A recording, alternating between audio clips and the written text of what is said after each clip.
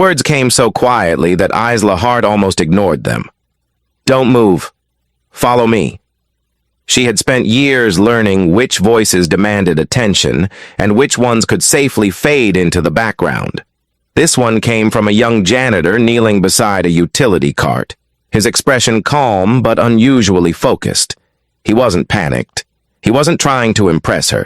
He simply looked like someone who had noticed something she hadn't.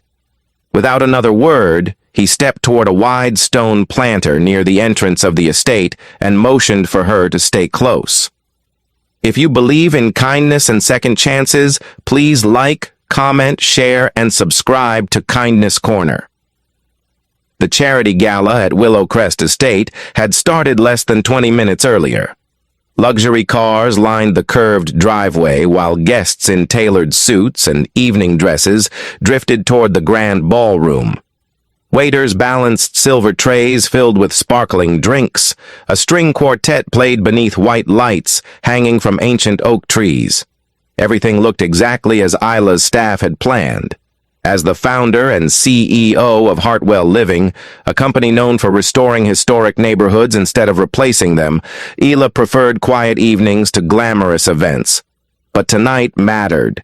Investors, city officials, and nonprofit partners had all gathered to announce a new affordable housing initiative.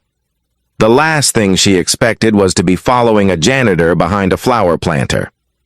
The young man wore a Navy maintenance uniform with a stitched name patch that read, Nolan Mercer. He couldn't have been older than 30.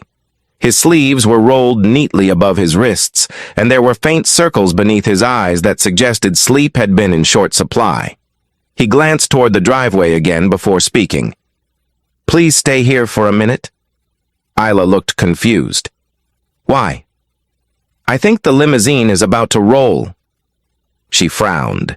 The black limousine parked near the front entrance appeared perfectly still. A large bodyguard stood several feet away while the driver unloaded luggage from the rear compartment. Then Isla noticed it. The driveway sloped almost invisibly toward the entrance gate. The driver's door wasn't fully shut, and the limousine was moving. Not fast, just enough. The heavy vehicle began creeping backward, almost silently. The bodyguard still faced the front entrance. Guests continued chatting without noticing. A catering employee carrying stacked glassware was walking directly behind the limousine. Nolan didn't shout. He sprinted. He reached the catering employee first, gently pulling him aside before waving both arms toward the driver. "Brake! Brake!" The driver turned just in time, lunging into the seat and slamming the brake pedal before the limousine reached the stone steps. Silence settled over the driveway. Only after everyone realized what had almost happened did conversations slowly begin again.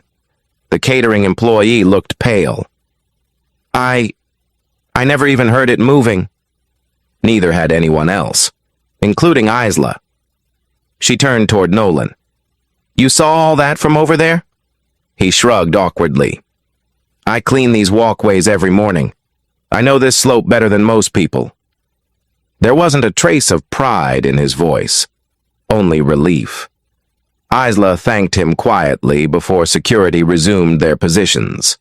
Most guests assumed it had simply been a parking mistake and returned inside. But Isla couldn't stop thinking about the young janitor. An hour later, she found him replacing a burned-out light bulb in a service hallway behind the ballroom. "You handled yourself well out there," she said. Nolan smiled politely without looking up. "I just happened to notice. You probably saved someone from getting hurt." "Maybe." His answer was almost uncomfortable, as if compliments never sat naturally with him.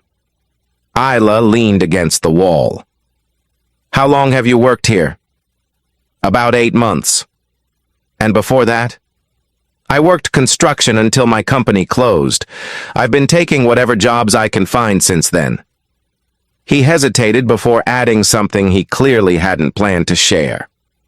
"I've got a 6-year-old daughter waiting at home. Steady work matters more than impressive work these days." That sentence stayed with Isla longer than anything else he said. It wasn't dramatic. It wasn't meant to earn sympathy. It was simply the truth.